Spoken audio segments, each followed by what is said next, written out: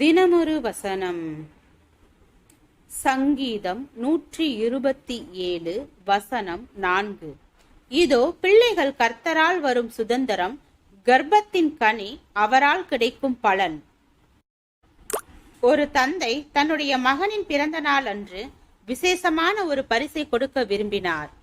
அவனிடம், உன் பிறந்த நாள் பரிசாக நீ விரும்பும் ஒரு பரிசை தர விரும்புகிறேன் என்றார் அப்பா. என்னுடைய பிறந்த நாள் அன்று நீங்கள் என்னோடு அதிக நேரம் செலவிடுகிறதையே நான் விரும்புகின்றேன் என்றான் மகன். தன்னுடைய மகனுக்கு எவ்வளவோ சிறந்த பரிசுகளை எல்லாம் கொடுத்திருந்தும் அவனோடு போதிய நேரங்கள் செலவிடாத தன்னுடைய தவறை அவர் உணர்ந்தார். பல பெற்றோர்கள் தங்கள் பிள்ளைகளுக்காக எதையும் வாங்கி கொடுக்க ஆயத்தமாய் இருக்கின்றார்கள். ஆனால் அவர்களோடு நேரங்களை செலவிடவோ இயலாதவர்களாக உள்ளனர். ஆனால் பிள்ளைகள் தங்களின் சிறு வயதுகளில் பெற்றோர் தங்களோடு அதிக நேரங்களை செலவிட வேண்டும் என்பதையே விரும்புகின்றார்கள். அவர்களோடு பேசவும், பழகவும், விளையாடவும், அவர்களை உற்சாகப்படுத்தவும், மகிழ்ச்சியாக்கவும் நாம் செலவிடும் நேரங்கள் தான் அவர்களுக்கு பெரிய விஷயங்களாக உள்ளன.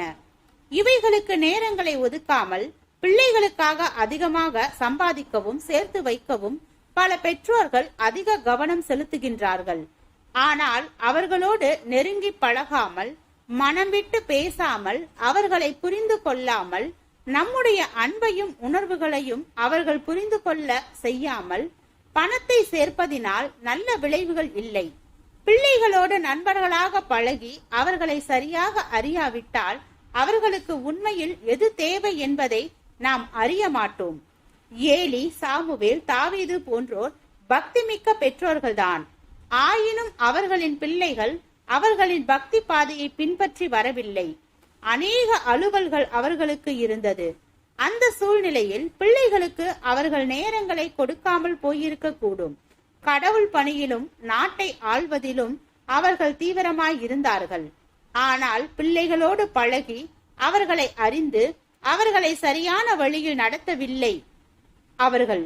எனவே பிள்ளைகள் வளர்ந்த போது மன வேதனைகளை கொண்டு வந்தார்கள். ஜெபம். தேவனுக்கு ஸ்தோத்திரம். தேவனே, நாங்கள் எங்களுடைய வாழ்க்கையில் எங்களுடைய குடும்பத்தோடும் பிள்ளைகளோடும் நேரத்தை செலவழித்து பிள்ளைகளுக்கு தேவ வழிகாட்டுதலை கற்றுக் கொடுக்கும் மனிதனாக வாழ கிருபை பாராட்டும். ஆமீன்.